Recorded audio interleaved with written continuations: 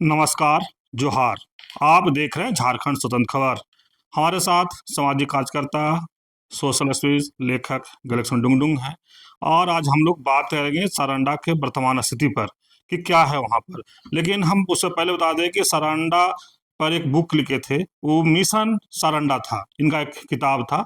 जो ये देखिए किताब लिखे, तो इसीलिए लगा कि जो सारंडा का वस्तु स्थिति या वर्तमान स्थिति अभी क्या है, इसी पर हम गलेक्सन दास से बात करें। क्या कि किताब भी है तो विशेष जानकारी भी दर्शकों को देंगे। तो हम ज़रा से जुड़ते हैं और जानते हैं सबसे पहले कि वहाँ का अभी वर्तमान स्थिति क्या है। जिस तरह से खबरों में देखा जा रहा है कि बहुत सा पेड़ पौधा वहाँ का काटा जा रहा है। एक खबर हम देख रहे थे कि उसमें सरकारी कह रहे हैं कि सरकारी जो तंत्र है वो कह रहे हैं कि 1000 पेड़ कटा, लेकिन लोग कहना है कि जब सरकारी जो अधिकारी है वो कह रहे हैं कि 1000 पेड़ कटा है, तो सोचिए कितना पेड़ कटा होगा। तो उसी पर हम बात करेंगे वसंत सर, जानेंगे कि उस पर क्या कहते हैं। रवि जोहार। जोहार जोहार। सरंडा जंगल का वस्तु स्थिति या वर्तमान स्थिति अभी क्या है? देखिए, मैंने जो देखा है लगभग विगत 1 दशक से, क्योंकि ये जो बुक आप देख रहे हैं mission Saranda, war for natural resources in India, इसका टाइटल मैं इसलिए दिया कि वहाँ जो युद्ध चल रहा था, अभी भी चलता है, वो असल में वहाँ का जो मिनरल्स है, आयरन ओर है, उसको कब्जा करने के लिए, और वहाँ जो सखुआ के बड़े बड़े टिम्बर्स हैं उसको कब्जा करने के लिए मूल लड़ाई वहाँ की वही है। तो मैंने देखा है कि जब भी सरंडा जंगल का मसला आता है या उसको लेकर कहीं भी डिबेट, डिस्कशन, विचार विमर्श होता है, तो उस समय में आप देखेंगे जो खासकर दिल्ली से लेकर यहाँ तक जो रूलिंग क्लास है, शासक वर्ग है, वो पर्यावरण के नाम पर डिबेट करता है, कभी इको सेंसिटिव जोन के नाम पर डिबेट करता है, कभी वो जंगल बचाने की बात करता है, और वहाँ का जो वनस्पति, उसके साथ साथ खनन, आयरन ओर की पूरी चर्चा उसी के इर्द गिर्द जो है कि घूमती रहती है। लेकिन वहाँ जो लगभग 1,25,000 से ज्यादा हो और मुंडा आदिवासी लोग रहते हैं, जिसमें खासकर हो आदिवासी लोग सिंहभूम के प्रथम निवासी हैं। सखुआ का ये जो जंगल है वो एशिया का सबसे बड़ा सखुआ का जंगल है, और इसको सरंडा इसलिए कहा गया, सरंडा का अर्थ होता है जो 700 जंगलों का एक जंगल। हाँ, उसमें आप जाएंगे तो छोटा छोटा छोटा छोटा स्टेप का दिखाई पड़ेगा। तो ये सारा 700 जंगल मिलाकर एक सरंडा जंगल है, और यह हो आदिवासियों का निवास स्थान है, हाथियों का निवास स्थान है, और बाकी सारे जीव जंतु जितने भी हैं उनका निवास स्थान है। तो यहाँ पे हाथियों के बारे में भी चर्चा होती है, जैसे मैंने आपको कहा, वन्य जीवन के बारे में चर्चा होता है, वनस्पति के बारे में, बायोडाइवर्सिटी के बारे में चर्चा होता है, आयरन के बारे में चर्चा होता है, माओवादियों के बारे में भी वहाँ चर्चा होता है, लेकिन आदिवासियों के बारे में कभी भी चर्चा नहीं होता।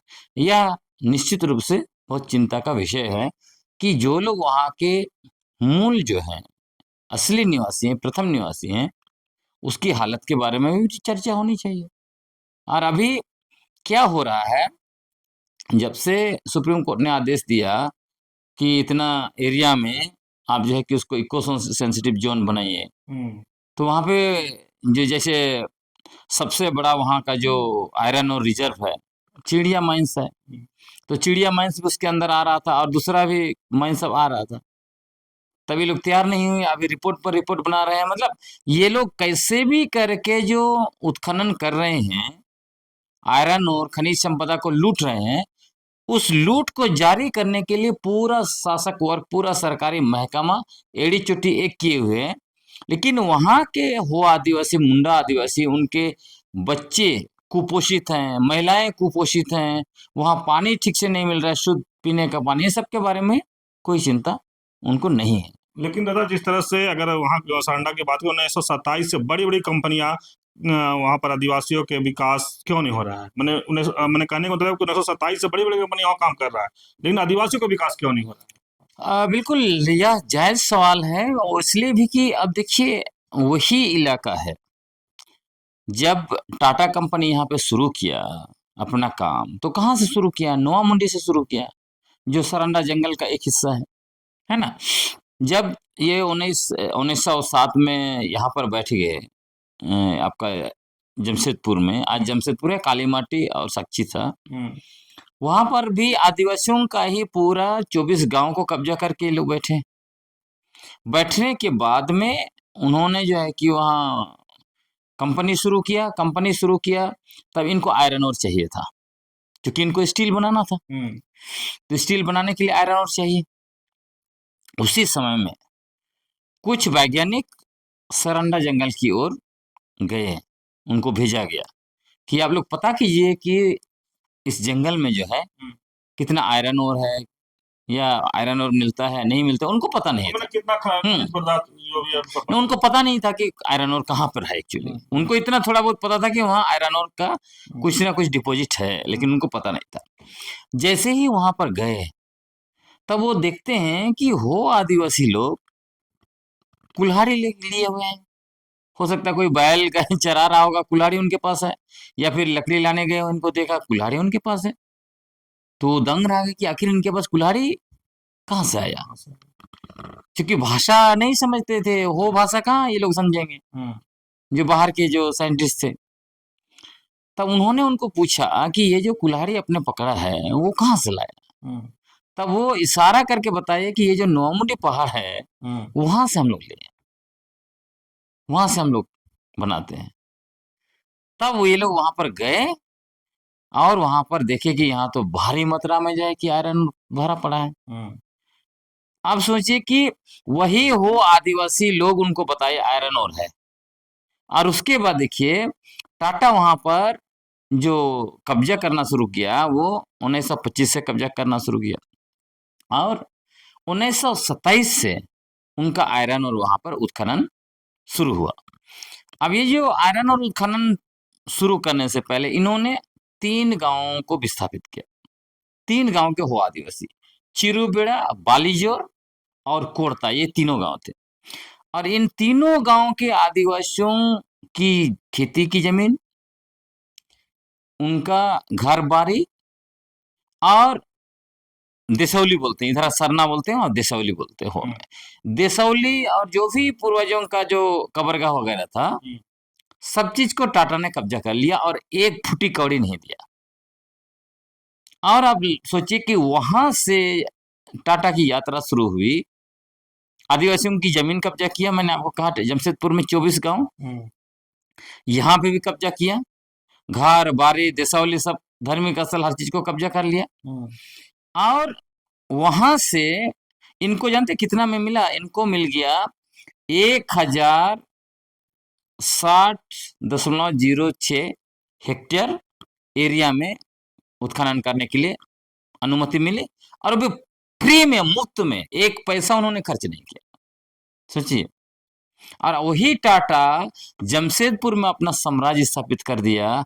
आज की तारीख में दुनिया के 6 उपमहाद्वीपों के 100 देशों में टाटा का आज जो है कि बिजनेस चल रहा है, वो भी 30 कंपनियों के का बहुत बड़ा नेटवर्क उन्होंने दुनिया में फैला दिया।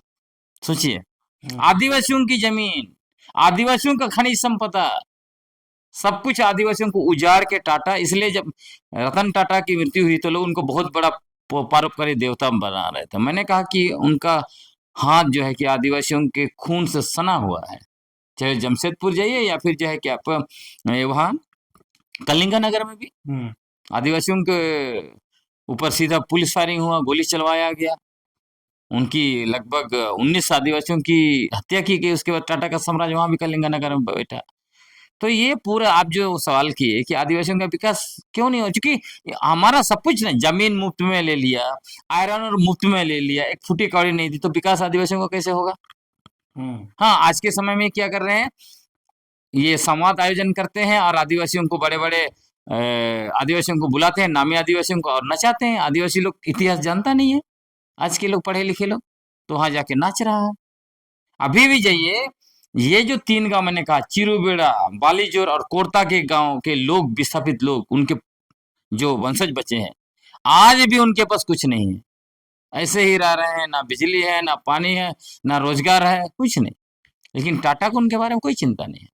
टाटा को चिंता है कहीं और दिखाना है उनको, दिखाने के दांत। अब बड़े-बड़े जो होर्डिंग लगाते हैं ना, हाँ? करोड़ों रुपया खर्च करते हैं होर्डिंग लगा के, लाखों रुपया इधर-उधर प्रचार प्रसार में, लेकिन जिनके यहाँ पर जहां इनका जड़ बैठा, वहां के लोग आज भी फटेहाल की स्थिति में। ये हालत है, इसलिए बड़ी कंपनियों के आने से आदिवासियों को कोई फायदा नहीं हुआ। लेकिन दा ये कम CSR हर कंपनियों के पास है, वो पैसा कहाँ जा रहा है? CSR, अब जब हमने टाटा का बात किया, टाटा का ही CSR फंड देख लीजिए। टाटा का CSR फंड कहाँ जा रहा है? एक तो जमशेदपुर में जो स्कूल्स वगैरह हैं, जो खासकर वही जो उनके यहाँ जो नौकरी करते हैं, उनके फायदे के लिए स्कूल्स वगैरह खोले गए हैं वहां पर, जो मैंने सुना। और बाकी CSR का फंड कहाँ जा रहा है? एनजीओ को जा रहा है। अब एनजीओ में कौन है? आदिवासी तो है नहीं। तो आदिवासियों के नाम से जो भी लोग CSR फंड भी डाल रहे हैं, वो भी कहीं ना कहीं गैर आदिवासियों को मिल रहा है। मैंने कुछ कुछ CSR फंड का उपयोग वहां पर देखा आपका। मैंने उसमें भी खेला। हाँ, उसमें भी खेला मैंने देखा। और भी दूसरे कंपनी है, रुंगटा और दूसरे कंपनी जो वहां पे काम कर रहे हैं सरांडा में, मैंने देखा है कहीं चापाकल लगा दिया, चापाकल काम नहीं कर रहा है, नाम के लिए लगा दिया। हाँ, तो CSR फंड से भी आदिवासियों को नहीं मिल रहा है। अब उसको ऐसे समझ लीजिए, अगर CSR फंड में उन्होंने 1 करोड़ रुपया खर्च किया, तो हो सकता है कि आदिवासियों के इलाके में 1 आध लाख रुपया पहुंचा होगा। वो कहीं हैंडपंप लगा दिया, कहीं कुछ ऐसे ऐसे छोटा दिखाने के लिए लगा दिया, कोई हेल्थ कैंप लगा दिया।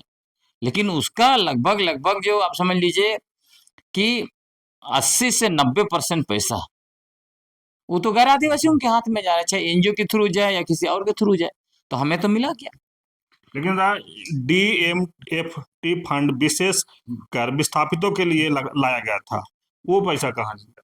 उसका भी वही हाल है। मतलब लगातार आवाज उठने के बाद कि आप आदिवासी के इलाके से खनिज संपदा लेके जा रहे हैं, उनको कुछ नहीं दे रहे हैं। ये जब लगातार आवाज उठाया गया, और जिस तरह से लोग नैरेटिव बनाते थे कि अमीर राज के गरीब लोग, हाँ, ये झारखंड के संदर्भ में भी, छत्तीसगढ़ के संदर्भ में भी, उड़ीसा के संदर्भ में भी, जहाँ जहाँ आदिवासी है, जंगल है, तो भाई आप सब कुछ हमारा लूट लिया और हमें दिया नहीं, और आप बोलेंगे कि अमीर राज के गरीब लोग हैं। तो जब ये नैरेटिव जब बना, तब उसको काटने के लिए सामने चीजें आई, तो बताया गया कि आप कैसे लूट रहे हैं। रॉयल्टी भी आप किसको देते हैं? राज्य सरकार को देते हैं। बाकी राज्य सरकार तो वहां खर्च कर नहीं रहा है, वो तो अपना जो है कि कर्मचारियों का वेतन पेमेंट कर रहा है और बाकी चीज में खर्च कर रहा है ना। तो जब यह मसला आया, तब 2015 में केंद्र सरकार ने जो 1957 का जो कानून था, MMRDA एक्ट, हाँ, MMRDA एक्ट, तो उस कानून में संशोधन करके यह व्यवस्था किया कि जो जिला जिसमें खनिज संपदा है, वहां पे एक डिस्ट्रिक्ट मिनरल फाउंडेशन ट्रस्ट बनेगा, और जो रॉयल्टी मिलता है वो मिनरल्स के आधार पर 10 से 30% उसका हिस्सा वहां पे सीधे उस ट्रस्ट में जाएगा। और यह कहां पर खर्च होगा? विस्थापितों के लिए और विस्थापित क्षेत्र के विकास के लिए, उनके रोजगार के लिए, शिक्षा के लिए, स्वास्थ्य के लिए, पेयजल के लिए। तो सुनने में तो बहुत अच्छा लगता है, वाह कितना क्रांतिकारी कदम भारत सरकार ने लिया। लेकिन जब 2016 से फंड चल रहा है, आज सोचिए 2025 हो गया, लगभग लगभग आपका जो है कि 8 साल हो गया।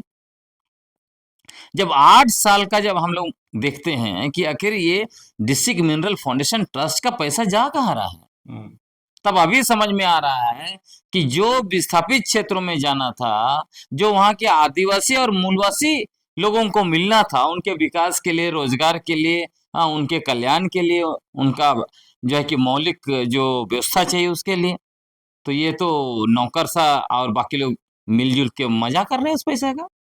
हाँ, क्योंकि CAG ने रिपोर्ट लाया अक्टूबर 2024 में। CAG ने बताया कि सिर्फ वो लोग 6 जिला का बता रहे हैं। सोचिए, सिर्फ 6 जिला का, 6 जिला का 1500 करोड़ रुपया तो ऐसे जगह इन लोगों ने खर्च किया है जो विस्थापित एरिया ही नहीं है। जहाँ खर्च ही नहीं होना है, उसका जो कानून नियम जो बना है उसके अनुसार। अब किया जैसे रांची का डीसी ने मैक्लुस्कीगंज में अपना बंगला बना दिया, बोकारो का डीसी ने बोकारो सिटी में 24 ओपन जिम खोला और 1 करोड़ 8 लाख रुपया खर्च किया उसमें। चतरा का डीसी ने 4 लाख रुपया जो है कि कहाँ टॉयलेट बना रहा है थाना में, तो कहाँ फर्नीचर खरीद रहा है।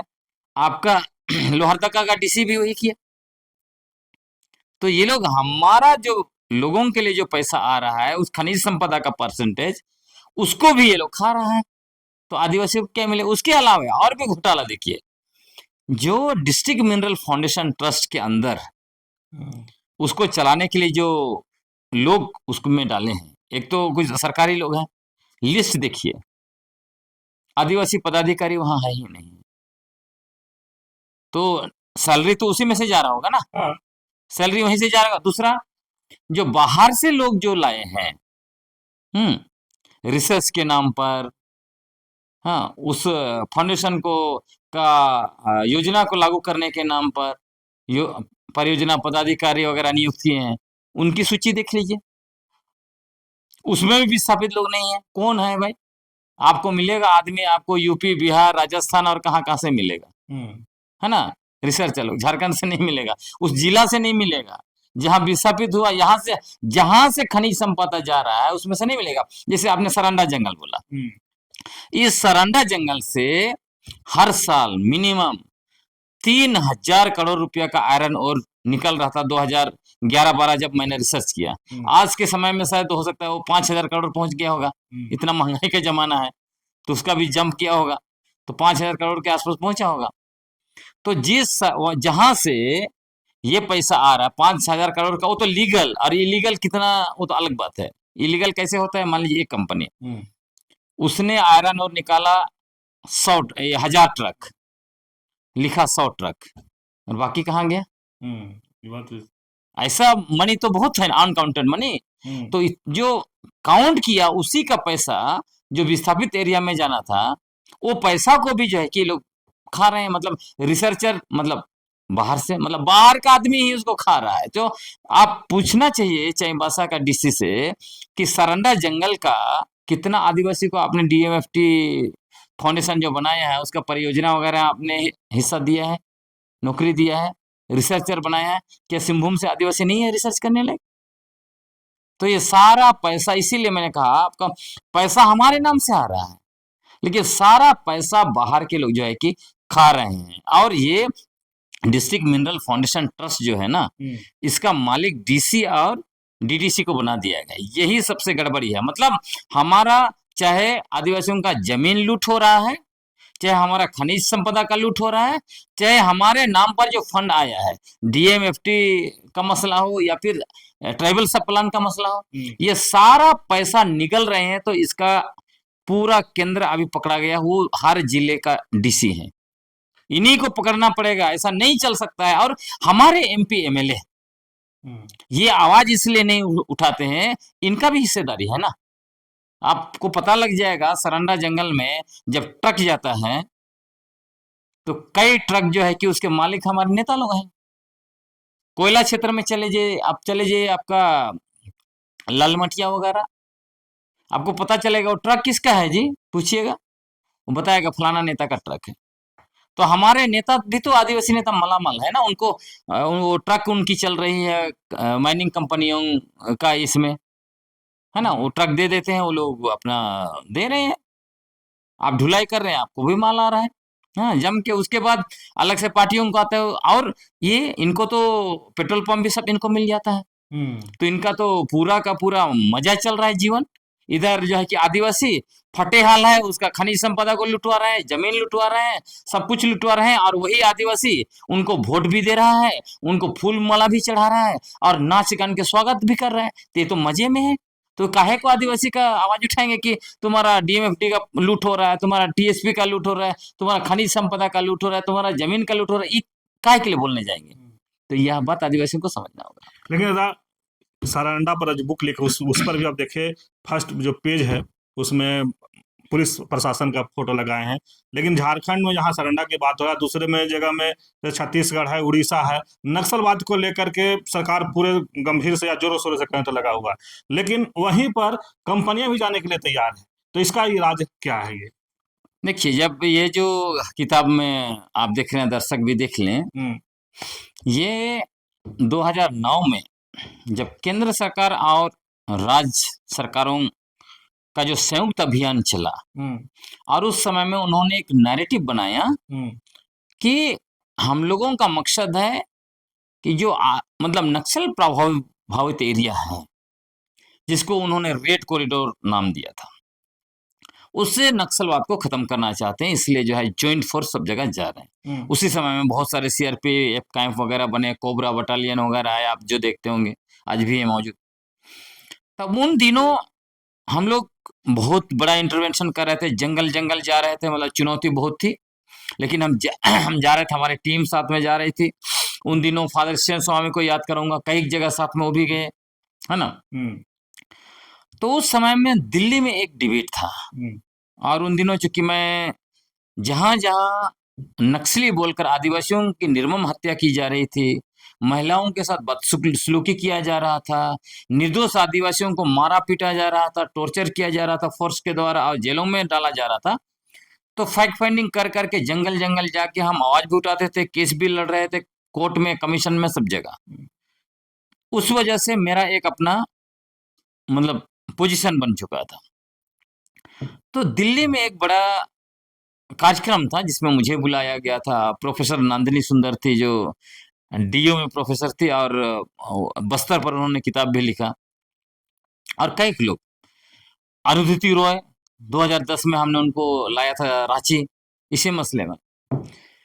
तो इसमें आर्गुमेंट ये बन रहा था, मैंने आर्गुमेंट किया अपना ये में कि जो भी एंटी नक्सल ऑपरेशन चलाया जा रहा है, उसका मकसद नक्सलवाद को खत्म करना बिल्कुल भी नहीं है।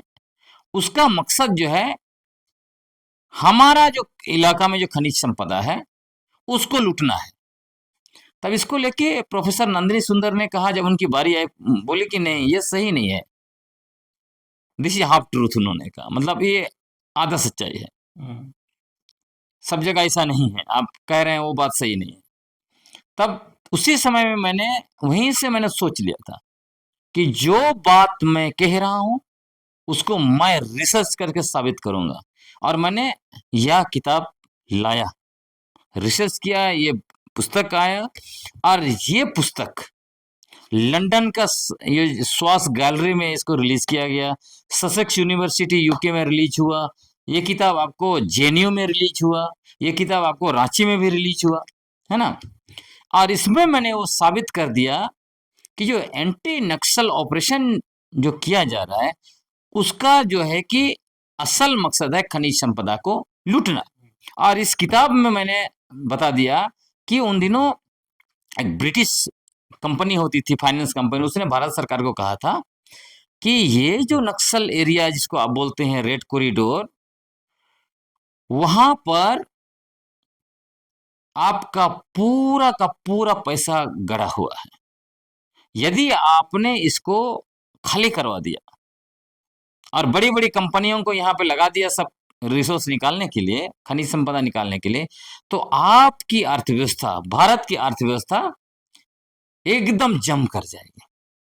तो इसी को सुनने के बाद जो है कि डॉक्टर मनमोहन सिंह जो है, पी चिदम्बरम जो उस समय में जो गृह मंत्री थे, उनको लगाया, और ये लोग एंटी नक्सल ऑपरेशन करना शुरू किया, और कितने निर्दोष लोग छत्तीसगढ़ में मारे गए। तब पी चिदम्बरम बोलते हैं, सॉरी बोलते हैं, बताइए, तो आदिवासियों की हत्या करने के बाद ये लोग सॉरी बोलते हैं। और आज भी वही हो रहा है जो आपने कहा। हाँ, बड़ी बड़ी कंपनियां जा रही हैं। भाई, आपको जो एंटी नक्सल ऑपरेशन कर रहे हैं, आपको माओवाद को खत्म करना है ना। एक तरफ माओवाद खत्म कर देते हैं, वहां पे अडानी कैसे पहुंच जाता है।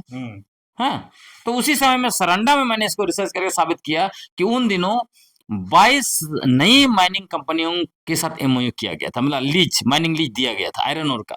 और इसीलिए ये लोग चाहते थे जल्दी से जल्दी सरंडा खाली कर दिया जाए। 25 गांव में इतना अत्याचार किया आदिवासियों के साथ, उनका जितना राशन था, चावल दाल, सबको मिला दिया, खस्सी बकरी जितना भी मुर्गा मुर्गी फोर्स के लोग मार मुर के खा गए, उनका जो है कि लहलहाते धान का फसल को उन्होंने चरा दिया, मतलब गाय बैल, और उनको भी मतलब लोग गांव छोड़ना शुरू कर दिए थे उसी, और मंगल होना गोली मार दिया। तो हम लोगों ने उसी समय में शुरू कर दिया कि ये से सब चीज को एक्सपोज कर दिया, और फिर ये पूरा मैंने रिसर्च किया और उसमें मैंने साबित कर दिया कि इसका मकसद यही था। और मैंने ये भी इसमें रिसर्च किया कि भाई जहाँ पे सरकार घुस नहीं सकती है, हेल्थ सेंटर नहीं है, एजुकेशन नहीं है, वहाँ पे बड़ी-बड़ी कंपनियाँ कैसे काम कर रही हैं? तो उसमें मुझे सूची भी मिल गया कि बड़ी-बड़ी कंपनियाँ जो है कि कैसे माओवादियों को पैसा दे दे के अपना मस्त बिजनेस चला रहे थे। तो ये पूरा खेल यही है, जो आपने शुरू में भी पूछा, अभी भी ये जो बड़ी-बड़ी कंपनियाँ हैं, हम आदिवासियों को यह आज बहुत स्पष्ट से समझ लेना पड़ेगा, क्योंकि हमारे पास इतिहास है। इतिहास है अन्याय का। हमारे पुरखों का तो गौरवशाली इतिहास वो अलग है, लेकिन हमारे साथ जो अन्याय हुई है, लगभग आप 100 साल होगा। टाटा से आप देखिए, हाँ, अगर 1907 से करेंगे तो 100 साल से भी ज्यादा हो गया, लेकिन जब खनिज संपदा का बात करेंगे तो आपको 27 में 100 साल होगा। लेकिन अन्याय का, हमारी जमीन विकास के नाम पर, जनहित के नाम पर, राष्ट्रहित के नाम पर, आर्थिक तरक्की के नाम पर हमारी जमीन जिस तरह से लूटी गई है, उसका इतिहास बहुत लंबा है। हमारा जंगल, हमारे जंगलों को किस तरह से सरकार का है बोल के नियम कानून बना बना के कब्जा किया गया, हमें कैसे बेदखल किया गया, उसका तो और भी बहुत बड़ा 250 साल का इतिहास है। तो जब आपके पास अन्याय का, अत्याचार का, लूट का, बेदखलीकरण का 250 साल का इतिहास है, तो अभी आपको तो वहां पे दिशा मिलनी चाहिए। तो इसलिए मैं आदिवासियों को बोल रहा हूँ कि आप ये मत सोचिए, कोई नैरेटिव बनाता है कि फलाना कंपनी आएगा तो आपका जो है कि बहुत ज्यादा विकास होगा, ये सब फालतू है।